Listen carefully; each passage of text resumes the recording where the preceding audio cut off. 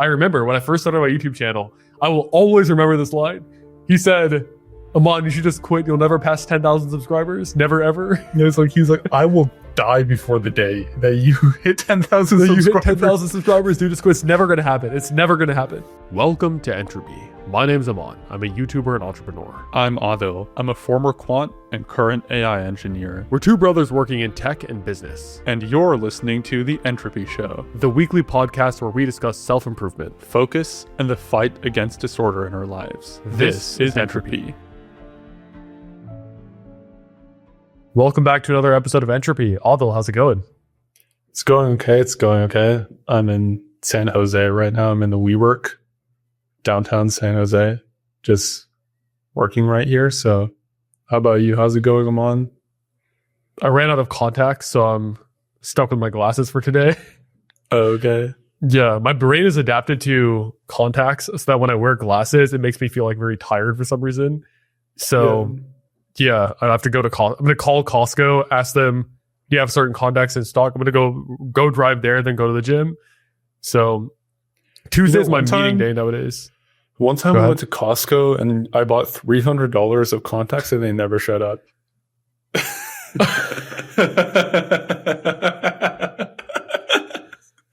You bought $300 of contacts and they never showed up? We ordered them for shipping and they never showed up. You know you can contact support and get a new one, right? This was like a year ago. It's too late now. This was like 10 months ago. Maybe this would be a topic of today. Talking about how the value of money changes as you develop and when it can go wrong. What it can go wrong. Yeah, but I guess one thing is that my meeting days I have 10 employees now.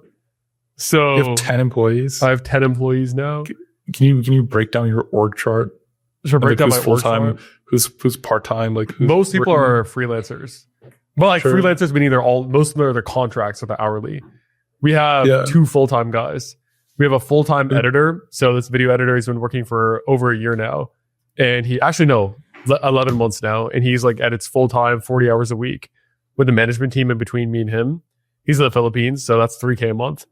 And then we have a full-time, we call him the head of enrollment. So he just basically talks to students and essentially like judges whether they're a good fit for the program and then gives them an offer to join, helps process enrollments with the accelerator. So I thought this guy was part-time. I thought he still had his other job. He's starting full-time next week. Okay, so he's quitting his job. It's like, he's leaving his job and coming to work with us full-time. So that's a full-timer. Then the other members of the team, we have Andrew, who's our not full-time, he's a contractor, freelancer, cinematographer. So he comes here, he builds my setup, he sits down, he hands me a glass of water before I record. He says, all right, 3, 2, 1, go. Water. Yeah. Yeah. He sits there with his headphones. As I'm talking, he says, can you say that again? All right, we got it. Let's keep going. He's essentially like my director of shooting the videos. So he kind of like pushes me around a bit. He says, do this. He said, you didn't say that properly. Say it again. He's listening to the audio and the microphone. He's looking at my facial expressions. He's organizing the thumbnails, stuff like that. So he's kind of like my cinematographer, filmographer guy. Then we have Elsa, who's my first employee. She does all graphic design, photography for thumbnails. She also manages Entropy. So she manages the editor, makes sure the episode comes out, puts it on the podcast feed, stuff like that. She also pitches me video ideas nowadays. She'll go scour YouTube and come up with 5-10 ideas in the niche, and we debate back and forth on which ones we want to go with. There's Ella, who's head of customer success for the program. So she talks to all of our clients, make sure that they're having a good time, make sure they're submitting the homework, make sure they're joining the program, stuff like that. When did you get this customer success person? She's also my half assistant as well. Oh, okay. Yeah. She's a random college student who helps out with this kind of thing. And then there's 3 coaches right now who work underneath me for the program. So there's Yvonne, who's an Amazon recruiter, who's come on recently. There's John, who's a Bloomberg recruiter. There's Henry, who's like this guy who's done 500 lead code problems and he got offers at Amazon and Meta. He works underneath me. I think that's it. Yeah. And then there's going to be one more person potentially who's coming on as like a resume coach. So we're hitting like 9 or 10 people right now. And it's starting to get another resume coach. Why can't you just ask these 2 recruiters? Like you can do something. I could because this other person is a former student of the accelerator and she's really good at understanding resumes for some reason.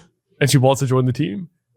So I was thinking, yeah, but like I would imagine that as you increase the complexity of your organization, it just becomes more and more difficult. Like it's better to have one person who can do more than multiple people doing less. Potentially, but multiple people doing less is anti-fragile. Sure. You have a lot of key man risk when you have one person. You already have two recruiters though. You don't need like a third purely a resume person who's like 5 hours a week. Pure resume person. Like just give it to the recruiters, you know? Yeah. There's no negative because these people are all hourly anyway. So sure. And also I feel like the recruiters have more ethos for this resume stuff than some random student. This person got an offer at Microsoft and interviews at Apple, Amazon, Google, stuff like that. Yeah, so, but these other people are full-time recruiters looking at resumes all day. Who knows what resume? It's going to be both. It's not going to be just one or the other. It'll be this person will do an initial pass and fix all the stupid formatting errors. And then a lot of our students, unfortunately, they have a lot of formatting errors, right? They'll be like, dude, tell these guys to put it into GPT or Claude and tell it fix the formatting. Like they don't realize. People need someone to look at their resume and make sure it's good. So a lot of people have like not just formatting of the text itself, but it's like the margins, right? The display, the way it shows. They'll have the dates misaligned randomly. They'll randomly bold characters. They'll have periods here and there for no reason. They need to be fixed. So we're still working on getting someone to actually review that as well. But the problem right now with so many people is that I'm starting to get to the point where I'm starting to forget who's doing what. So I had one-on-ones today. I had 4 or 5. I had 4 one-on-ones today. I talked to Elsa. She said, I still haven't gotten feedback from that thing I gave you 5 days ago.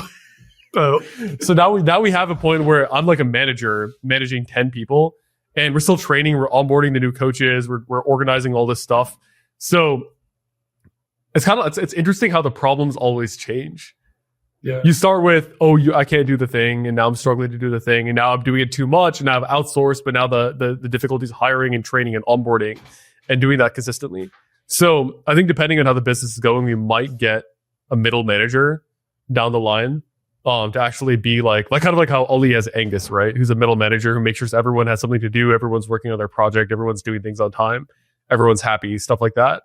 So I don't have to sit on one-on-ones with everyone on the team multiple times a week to make sure that they're doing okay and are focused. So yeah, you need an operator now. Yeah, the problems always change. Yeah. They probably need an operator after doing this for like 6 months, like week manager. So yeah, I think once these guys are onboarded and if the business is doing well revenue wise, I can probably get a manager. The thing is that I don't think there's no managers that's not need 40 hours of work per week, right? Like there's not that much to do. It's like it's like a 5 to 10 hour per week job where you just talk to everyone on the team, see what they're doing, check their work, make sure it's solid, bring me in when necessary and stuff like that. So I've seen there's like freelance managers who do that kind of stuff part time. Yeah. All right. Do you want to give an update? Yeah. So we last recorded, I think, like 2 weeks ago. And basically I was talking about how I quit trying to make, I was working on like 2 crypto startups last year and both of them didn't work out. So then my co-founder and I were looking for ideas and we didn't really find anything. So then I just quit. And basically I'm looking for a job, ideally in a startup that has a lot of competent people that I can learn from. And yeah, I'm at my uncle's house in San Jose, just doing that. Why are you at your uncle's house? Why not someone else's house? Why not somewhere else? Yeah, so I originally intended to sublet my girlfriend's apartment in Berkeley because I was sitting at home in Iowa for almost 3 months by then. And it was in the winter. I had no friends. I had to the only place I would go is my house and the gym.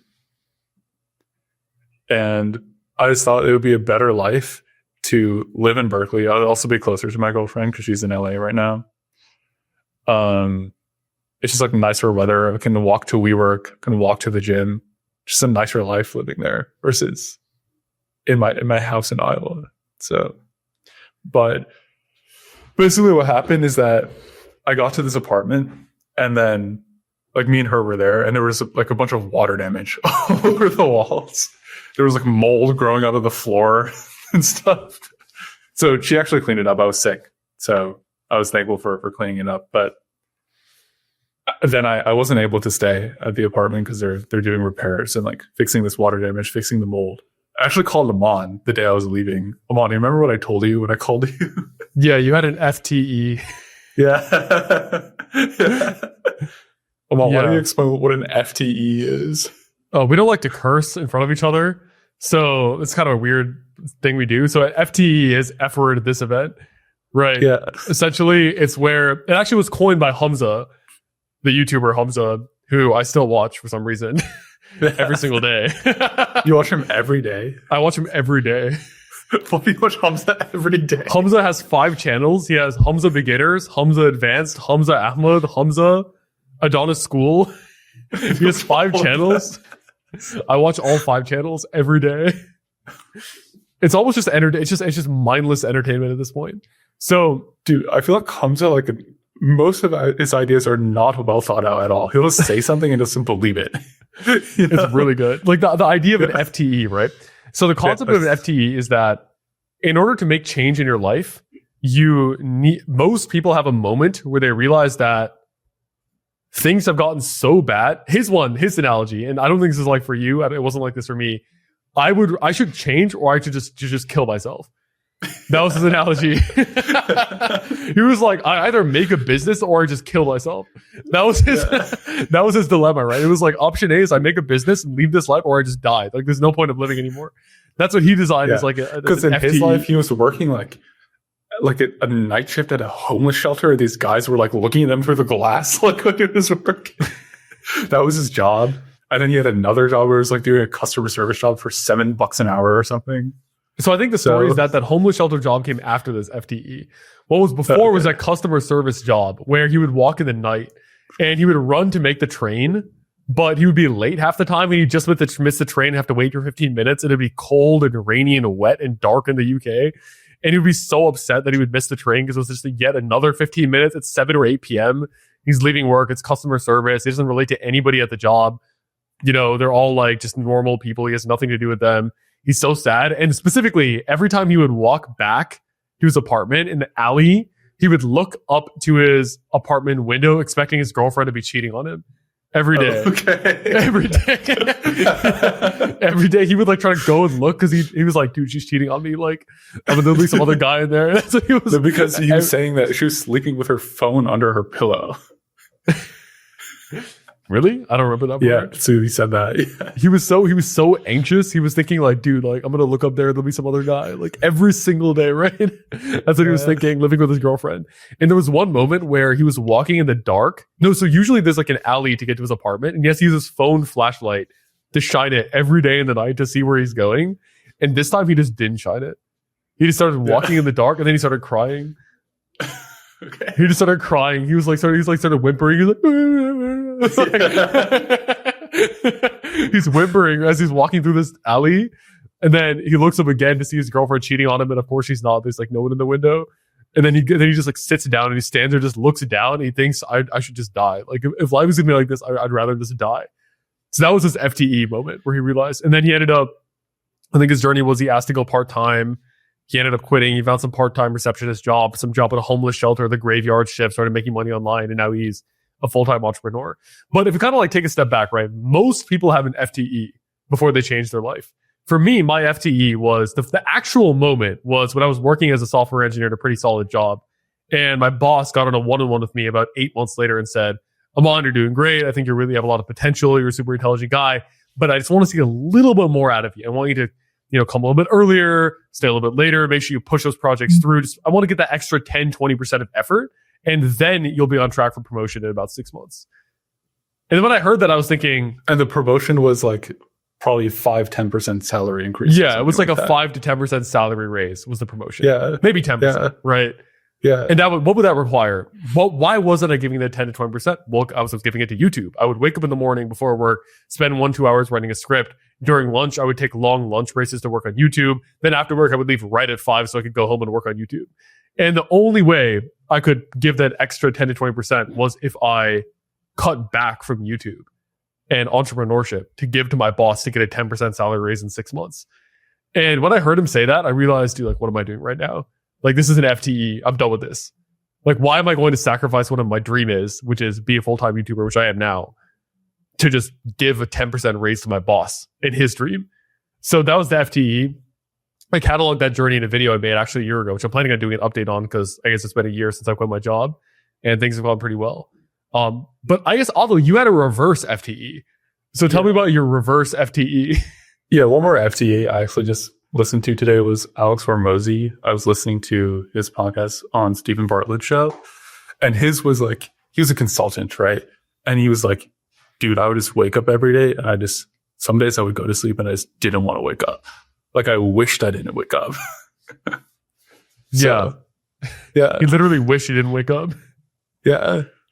So that was his. Mine was obviously not that bad. Like, I didn't think like, okay, I'm going to kill myself. I didn't think I was going to kill myself if I don't make a business. Yeah. But basically, I've been kind of nomading around for almost a year now, working on the startup stuff, right? Since late April of 2024, it's late February. So like 10 months. I haven't been stable for more than 2 or 3 months, which was the 3 months I was at home from November through February. And the reason is because like I was working on a bunch of different projects, 2 main ones, and then I was working on the first one from April through like October, and that didn't work out. I was working on something else from October through January, and that didn't work out. And then obviously I was talking about how I just decided to quit for now. But I was also I am in a long distance relationship with my girlfriend. So I was visiting her. I was working in New York. Sometimes we were visiting home. We went on vacation in the middle. And basically I had no like stability in my life. I actually counted the 6 months between end of April through end of October. I went on 18 one-way flights. Like, in terms of, I started from point A and went to point B 18 times. So 10% of my days was just sitting on a plane, just sitting there, going like from one place to another. You were in limbo for 10% of your days. Yeah. 10% of your time was just in limbo. Like, there's no stability. There's no bed you're sleeping on every day. You know, it's like 1 week here, 2 weeks there, 3 weeks there, 1 month here, 2 weeks there, you know? Yeah. Then, most people are like, dude, that's not that bad. Like, who cares? Like, it's just 18 one-way like trips. But I'm also 6'3". It's very uncomfortable for me to be on a plane. Okay. It's very small. I also have back issues. I have 2 slip discs in my back. So then every time I travel, my back ends up in spasm for days after. Every time I go on a plane, because it gets irritated when it's just sitting there in that small plane seat for hours on end. So that was also like part of it. But since I hadn't had stability, I was like really hoping that I was going to move into my girlfriend's apartment and then just figure out where I was going to be working next. And then once I get this job, continuing to ideate and work on things on the side, right? So that was like my Hail Mary is like, I'm getting out of Iowa. I'm living at this apartment. I'm going to figure this out, right? And then we go there and it's like all messed up. It's all moldy and stuff. And I was sick. It was a combination of those 2 things. I was also sick. I had a 101-degree fever. I had diarrhea the whole day. Okay. And I like extremely bad migraines. It was like my eyes were popping out of my head. I was like lying on the couch like this, like with a migraine. I took like ibuprofen like 3 times a day. It didn't help that much. That was my FT. I was like, dude, I'm done with not being stable. I'm just going to get a job, get my own apartment, and like have a stable life. I'm done like traveling, getting sick, like all this stuff. Yeah. That was your FTE, essentially, where things got physically so bad, you were thinking, dude, I'm done. Whatever course I am on life, it's not, dude, I'm done with this. I'm changing directions. Yeah. I think a lot of people it was a reverse FTE. And I think the biggest thing was a combination that I was really expecting to finally be stable. That didn't happen. If I wasn't sick, I don't think I would have felt so bad. But then I had a 101-degree fever. I had extreme migraines and I had diarrhea the whole day. And then I had to deal with these maintenance guys, like talking to them and stuff. So then I was like, okay, this is like, I need to change the course of my life so this doesn't happen again. I have like some sense of stability in my life. Yeah. I think a lot of people are not fortunate enough to have an FTE, right? Because an FTE, things, they call it the golden handcuffs, right? When things are not bad enough that warrants, not good enough where you're ecstatic and happy with and fully satisfied, but also not bad enough to warrant you to make the change so you become fully satisfied. Most men live lives of quiet desperation, as the quote likes to go, right? As Rogan says. Yeah, as Rogan likes to say, and Hamza likes to say as well, right? So we are often fortunate. I think both me and you are fortunate enough to have moments that are like, dude, things are bad enough that we actually need to change. I actually had an FTE moment, I think, in COVID, which I don't know if I actually realized that was an FTE moment, but there was some drama with some high school friends that I had in March of 2020. And there was a moment I had insane drama with high school friends and her ex-girlfriend and stuff. It was like some insane drama. There was some insane drama going on in March of 2020. I was still stuck in the past. I was traveling home every weekend to see these people in high school. I had no social life in college, really. I was like not a real degenerate, but I was still a degenerate. I didn't understand self-improvement at all. I wasn't consuming content from good people or anything like that. I didn't have any conception of entrepreneurship or business or anything like that, right? And the FTE moment was this like whole blow up with my family. There was a ton of drama, which we're not going to get into. But I think there was a moment where my dad and I agreed I would never talk to these people ever again. That was our agreement. And I was like, all right, I think we're good. That was my FTE. And that was what created everything, right? As soon as that happened, within 1 or 2 months, the pandemic hit. I moved back home. I had a bunch of free time. I started discovering Ali Abdaal's content online. I started watching like Matthew Walker, read his books, started watching Joe Rogan, all these people, right? And it was because of that FTE, because I just like let go. I was like, dude, I'm done with this. I'm done with all these people, all of this stuff. I'm just cutting it off and I'm moving forward. So I think FTEs are great, honestly. And we were both blessed to have at least one FTE in our lives to like actually stop that chart and change the course of our life. Yeah, but most people, their FTEs, like it has to do with the golden handcuff scenario where they're along the common path in life, the path that they've supposedly wanted to be on their whole life, the path that their parents want them to be on. But then they're so unhappy that they have an event like this, right? Like Alex Hormozi. Whereas me was in reverse. Like I said no to being a quant, right? And then try the startup stuff for a year. And then it's reverse. It's like a reverse FTE to go back. Yeah, it's a reverse FTE to realize, actually, I'm going to go back to in the formula, as my friend Nate likes to say. back in the formula, and return to what most people have to leave. Like, actually, I thought I left the formula. My FTE was getting out. Your FTE is going back in, right? You didn't really have an FTE that made you quit your quant job, right? It wasn't like a initial moment. It was kind of like a mulling over a 6-month period where you made that decision over time. Yeah.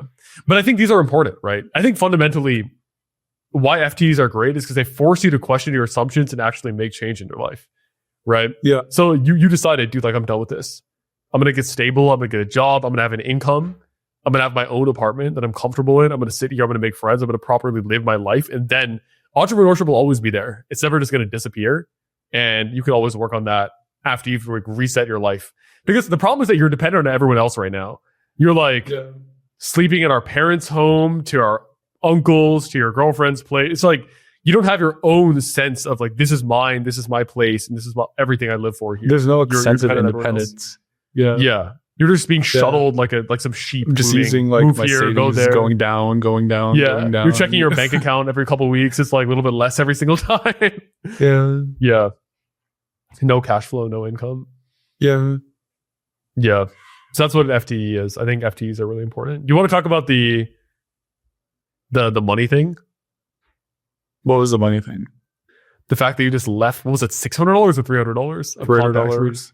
$300, you were just like, whatever. To be honest, I didn't bother to like get a refund for these. You didn't bother to get a refund? Yeah. I think money changes a lot as you develop in the world. And I think one book, which you don't actually think is that great, I think it's really good, is A Millionaire Fastlane. And what I started to realize is as you earn more money, and especially as you have equity and ownership in things, and you recognize that there's an unlimited ROI and there's a capped downside. Most of the time, you're not going to go below zero. Most of the time. Sometimes you can. I think when you short things, right, you can go below zero, right? Most of the time, you don't go below zero, but when it comes to money, there's often an unlimited ROI. So that's one realization you have. And realization number 2 is that you can leverage the chips you have to make plays to get a lot more and just take on risk to actually do that. And this is not just in the world of, I don't know, like stocks and business and stuff. This is in everything. You could like play your cards right to increase your probability of getting an upside, like a positive return in life in general, right? So let me think of an example where I do this. Like for example, I just know that there's no reason I should be shopping for groceries in the store. There is no reason. I can sit there for 20 minutes and write like 3 bullet points for a script, and the value of that will cover every grocery store shopping cost for the entire year. Writing like half a script for me. There's another thing where people are like, oh, coffee's so expensive. I don't want to spend money on coffee. I don't want to go to coffee shops. Coffee's so expensive. If you've actually thought about the actual cost of going to a coffee shop for me, right? Let's say you spend $5 on a latte and you do that 300 times a year. That's $1,500 in the year to go to a coffee shop every single day. Dude, I can go to a coffee shop once, and the amount of value I generate for my business is already covering every coffee I buy for the entire year. Based on that one thing. So I don't think people understand that money is unlimited upside, and you can play your chips right to bet and get a lot more. Wait, but you didn't connect. Like, what's your point? Like, fair enough. Yeah. my point is that the fact that it could be valuable for you to like be like, most people would think it's insane that you just didn't request a Costco to get a refund, right? I actually think it's insane. I think that would have been worth your time to get that, to spend like 10 minutes and find out what happened. But most people think that's crazy. I think it's a lot of other examples, right? Like for example, most people think like if it's $20, it's worth the 10 minutes. Yeah, sure. It was like $300. Like, yeah, I should have done it. I was just like checking my mail and it never showed up. And after a couple months, I just didn't like worry about it. Yeah. But I feel like if it was $20, it was like, yeah, like I ordered $40 of contacts that never showed up and I didn't bother to like get a refund. Mm-hmm. Most people would be like, are you insane? Like, you're just going to waste that $40. Yeah. Most people are bought into these scripts. They don't. I actually had a understand. conversation with that on New Year's Eve with our family friends. They're like, why would you not get that refund? Or it was like, yeah, like I order DoorDash every day. I eat Chipotle every day. I'm not going to go walk there or drive there. It's not worth my time. I'll pay the $10 extra and save the 20 to 30 minutes. It's like, what are you doing with your time? That's what they were saying. Yeah. Yeah.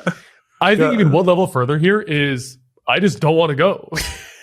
Why do I have to be doing something with my time? I just don't want to go. I would rather sit there and read. Like, for example, I'm interviewing housekeepers right now and I'm having someone come tomorrow morning. I'm paying her $24 an hour to cook food for me, clean, do all the chores around the house 3 to 4 times a week. Like, I know the value I create for the world is more than $24 an hour. That was more when I was working a 9-to-5 job, right? It is idiotic to sit there and do the household chores when someone else can do it for half your hourly rate, where you can just generate more value. And even if I'm not working, might as well go hang out with a friend. Think about it. Scenario, look at your like total, let's say expected value of the amount of money you have in the future, right? Let's say you value yourself at $60 an hour. Scenario 1, you do the household chores. Okay, 0, right? Scenario 2, you pay them 24, you make 60. Positive 36.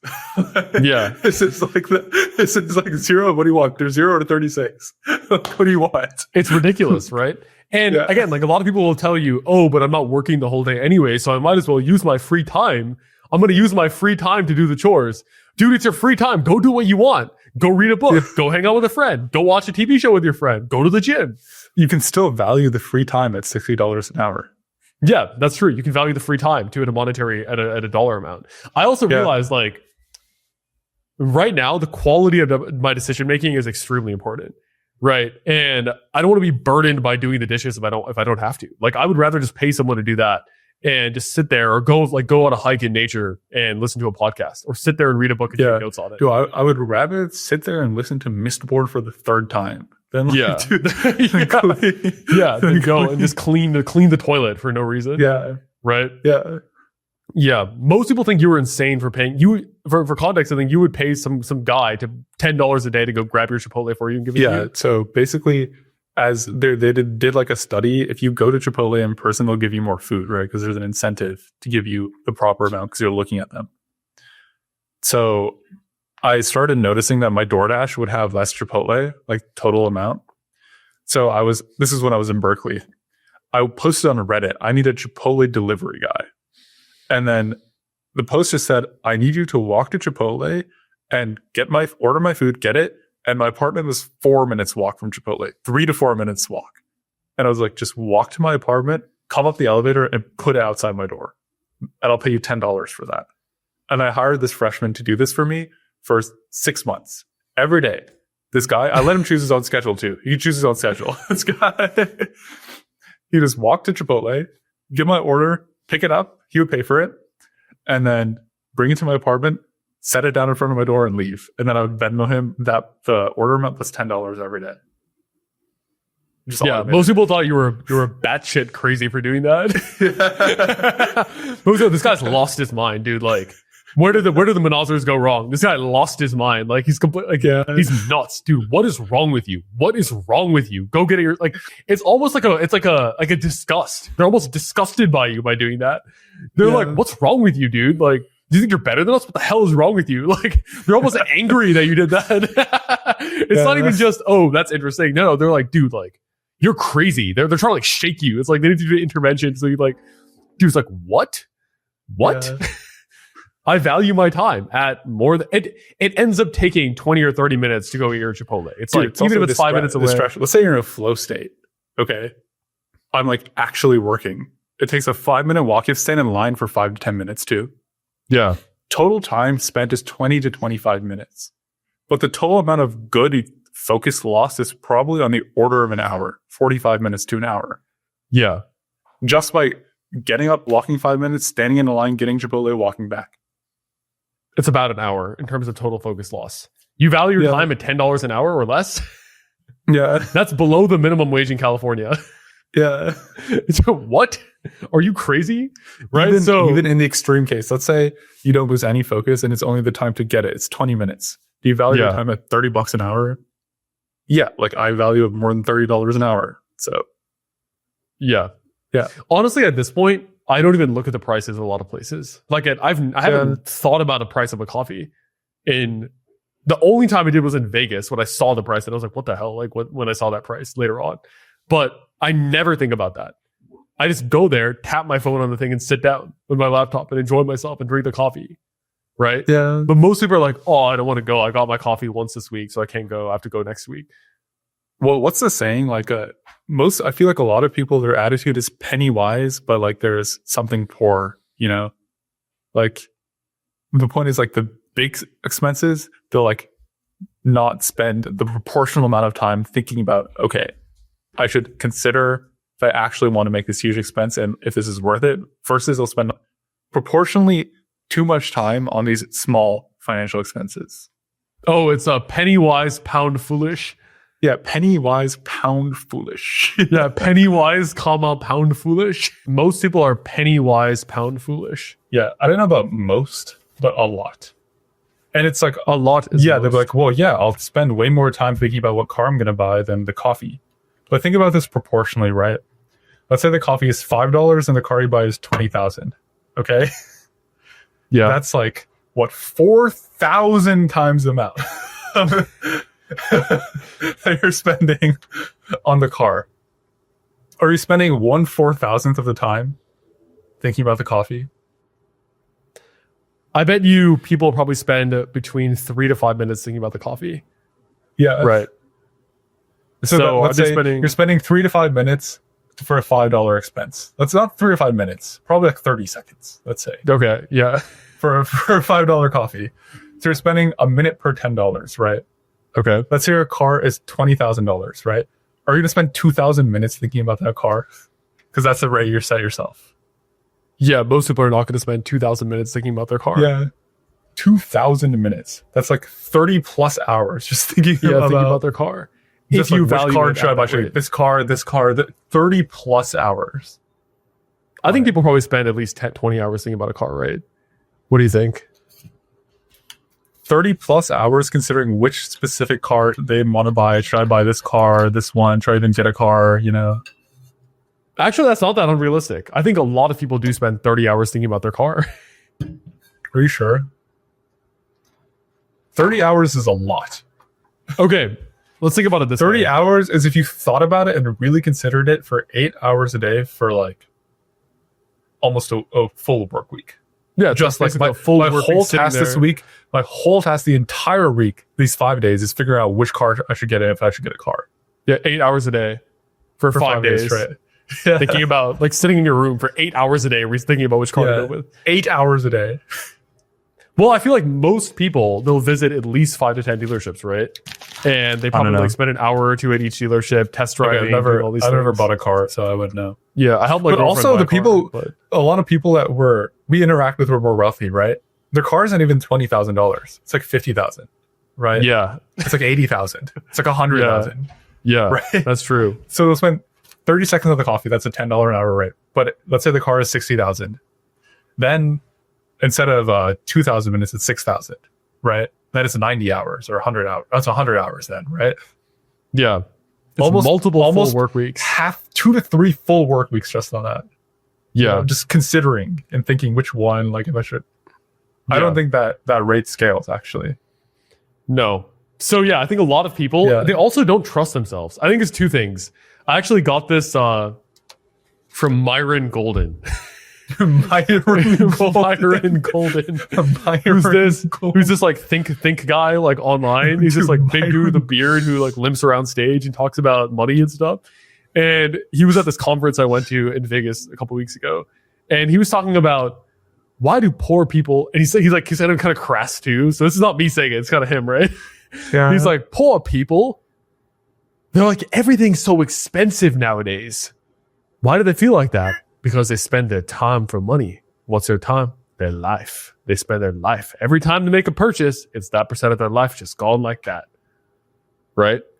Okay. Isn't that crazy? It sounds obvious, but let me think about it this way, right? Let's say you earn about $10 an hour and you work for about 10 hours and you spend about $100. That's 10 hours of your life. Just like you might as well just die 10 hours earlier. Right. For like Sure. you exchange that amount of time for this thing. But as soon as you stop trading your time for money, you realize that it's not your life you're spending. It's your like creativity. It's the ability to like make good decisions that you're trading. You're not trading your like actual time for money anymore, which is why I know that's one thing. And the second thing is that people don't believe in themselves. They don't trust that the knowledge I'm going to have by sitting in this cafe for 3 hours for a $4 coffee and focusing and reading this book is going to generate me hundreds of thousands of dollars long term. They don't trust that they can do that. Right? What do you think about that?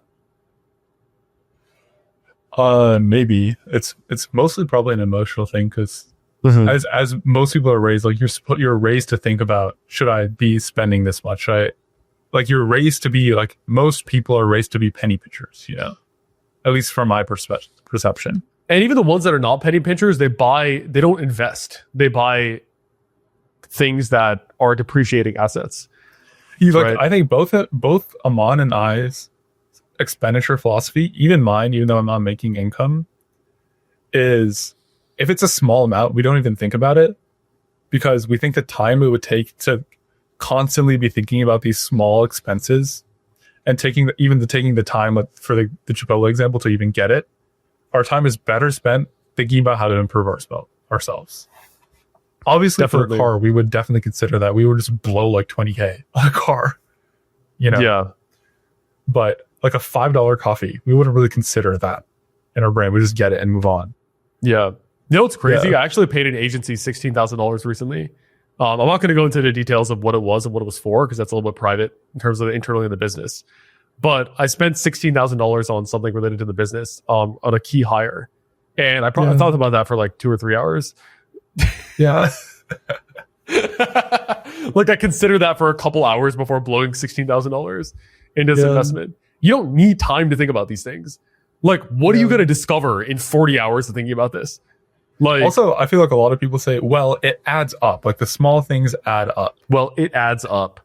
And I think numerically, like $5, $10 a day, $1,500 to $3,000 a year for never thinking about that again and just spending your time where you want and just allocating your finite brain points to what you want to think about and what you want to improve on. I think that's a worthy trade.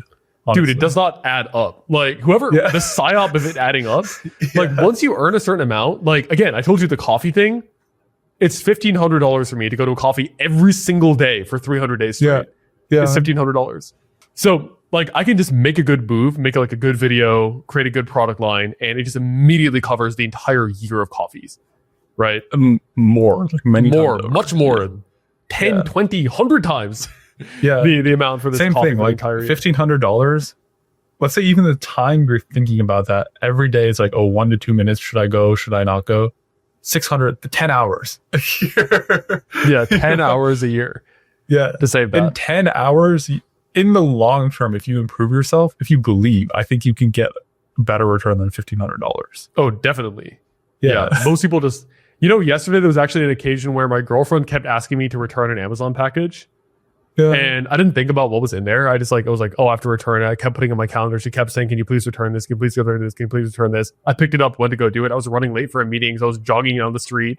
I was kind of stressed out. I was like, oh, I have to return this thing. Oh, I'm not getting my work done. Then as I returned it and decided to walk out and check the Amazon thing to see how much it was. It was a $9 cable extension.